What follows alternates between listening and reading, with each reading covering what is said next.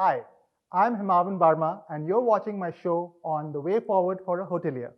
To run a successful hotel business, you must constantly predict and plan for the future with a well thought out strategy.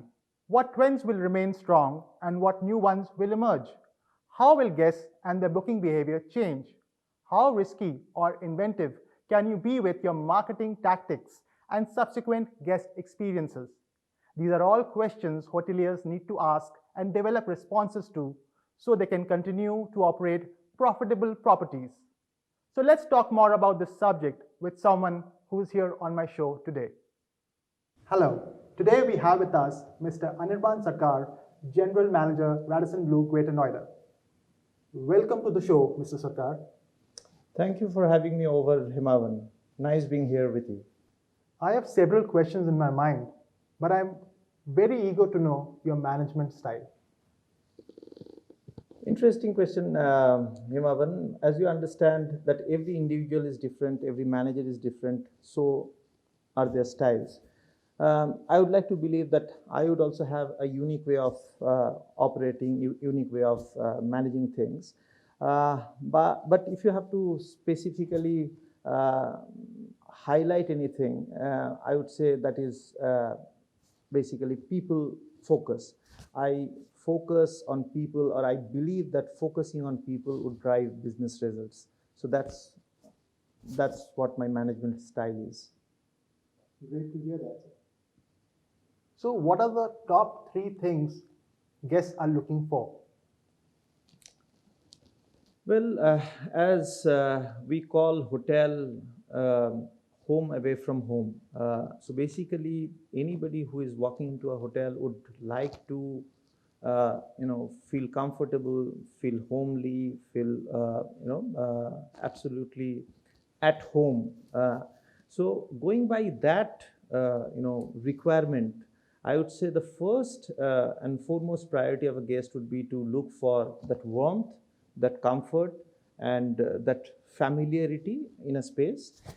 Second would, of course, be, I think, the sleep, a good night's sleep, a comfortable sleep, where you can rejuvenate and get up, refreshed.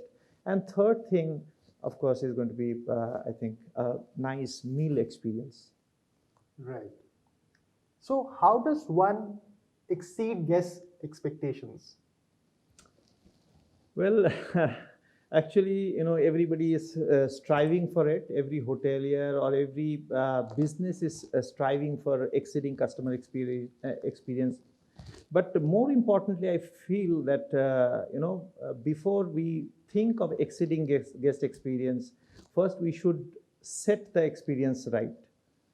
First, we have to set the experience right, and then we should think of exceeding it.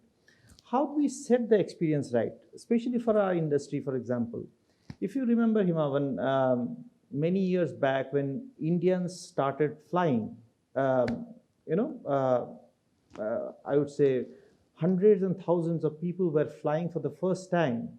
So they had a very different set of expectation. And that's how they would expect things to happen.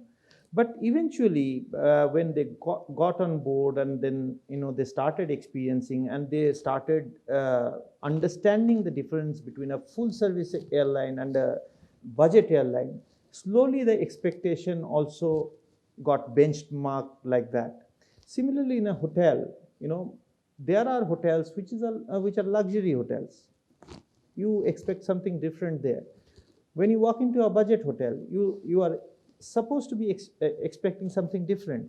So once the expectation is set, then we have to look at how we create those moments of magic. How do we create those small little pleasant surprises? I think any hotelier or any business professional will have to specifically work towards that.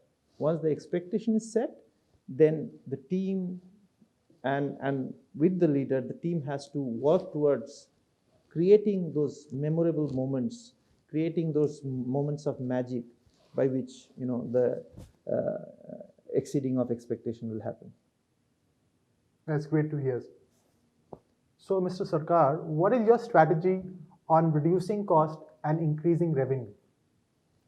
Well, that is the question, or that is the answer everybody is looking for in any business. I think the two most important aspect of business are, improving revenue and, lowering the cost.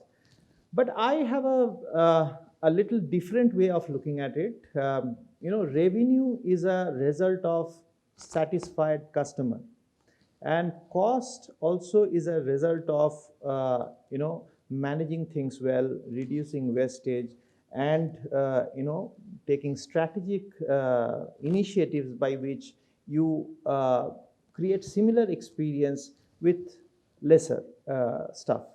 So I would say, if we are to improve revenue, the first thing that we need to look at is creating more promoters for our business. Who are the promoters? The promoters are the ones who are actually using your product, using your service, or experiencing your services. So if we are able to create raving fans, then obviously half of the job of increasing revenue is done, because they are the ones who are going to experience and shout out loud in the market, saying that the product is good. And if I were to ask you, when you make a purchase decision, what do? Do you go by an advertisement, or do you go by a recommendation of a person who you trust? What do you do, Himavan? Recommendation. So that is the key, basically. So no matter how much you advertise, advertisement is seen as a lie, right? When a customer who has experienced your product is actually telling good things about your product or services, that has a far bigger impact. So I would say happy customers result in increased revenue. And when it comes to reducing cost, we all know, you also being from training background, we all know, if we don't have a stable team, then obviously the cost of building a team is very high. The cost of error is very high. The cost of training and retraining is very high. And in our business specifically, where a substantial part of cost is manpower cost, if we just manage to create a stable team, half of the battle is won, because your product becomes consistent, your service become consistent, your offerings become consistent, and then you get more done with less number of people. So I think one strategy is definitely creating a stable team, having a trained team, people who know what to do and how it has to be done. And third thing, of course, is, as you understand, using technology. I mean, in today's world, you can substantially bring down cost if you can strategically use the right technology in your product and your services. I think these are the things that one can look into. I agree with you. So what are some of the ways to promote a brand? I think I'll take a cue from my previous answer. Even when we talk about a brand, the brand becomes more credible when you have enough brand ambassadors. Now, we have to look at who are our brand ambassadors. I would say people are our brand ambassadors, as we understand. Who are those people? Our customers and our internal customers. When everybody starts using our brand and endorsing our brand, I think half of the job is anyway done. We don't need to really have a very strong marketing plan for that. I mean, if we just manage to have strong endorsers both outside of the hotel or outside of the business and inside of the business, like what we call is employer branding. If the employees are talking good thing about the brand, that also adds value to the brand. And similarly, if the other stakeholders are talking good thing about the brand, that also actually results in great brand endorsement. So I would say, again, coming back to that same point, people are the most important aspect of business. If we look at creating positive experience on ground for the people, the brand automatically gets endorsed, and the brand also gets well received in the market in that sense. Absolutely. So, how do you handle guest complaints? Well, Himavan, the first thing about going about handling guest complaint, I think, is empathy, about the intent to understand the perspective of the guest. Because till the time we don't understand the guest well, we cannot solve a problem. We cannot really provide a solution, I would say. So the mantra is seek first to understand, then to be understood. So the first approach should be to understand the guest and his perspectives well. Then try to see what we could have possibly done better or differently to handle the same situation. And more importantly, it's also important to acknowledge. Once you listen to the guest carefully, once you hear him out properly, he feels heard. And that is, I think, the first thing that you can do to pacify the guest.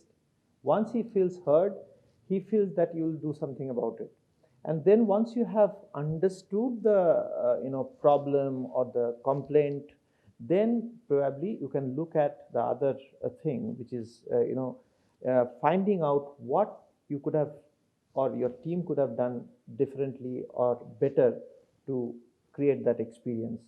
And of course, it's very important, no matter what, it's important to apologize with empathy, because when the guest is complaining, more often than not, he's complaining because he didn't feel something was right? So his experience was not up to the mark, and we are here to provide him a great experience, right? So if we have not managed to do that, then the first thing that we can do is apologize and then figure out ways to improve his experience. So once that process is followed, I would say half of the job is done. And of course, as we all know, that every guest walks into a hotel or in a restaurant to have a nice time or carry back a pleasant memory. As long as we are all working towards it, uh, end result is generally fantastic. So a complaining guest also can turn out to be your greatest brand ambassador when you can handle his complaint well. So if we keep that thing in mind, I think we can solve or take care of complaints much better than we often end up doing. Right. So if you were to start work at a new hotel, what would you do to pick up speed on hotel operations? Yeah, it's a very important question, Himavan. I strongly feel that speed doesn't matter till the time the direction is right. It really doesn't matter how fast you are walking if you don't know where you are headed, right? So when a leader joins a new team or a new starts heading a new hotel, the first thing one can do is sit with the team and understand the team well, create an environment of trust, set a direction, and then start talking about speed. So once the groundwork is, as you understand, when you plant a tree, what do you first do? You don't look at how fast it's going to grow. You look at how well you can create an enabling environment where the plant can grow at its best pace, right? So as a leader, one has to create an enabling environment, set a direction, and of course motivate the team well enough so that they actually are really looking forward to achieving a certain result. The speed will automatically happen. Right. I agree. So, what kind of interventions are required in the hotel business to create consistency in service?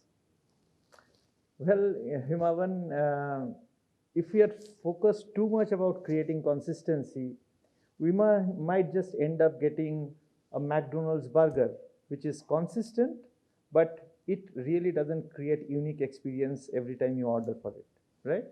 So I would say, when, especially in our business, we are constantly looking for unique experiences. We are constantly looking for something, uh,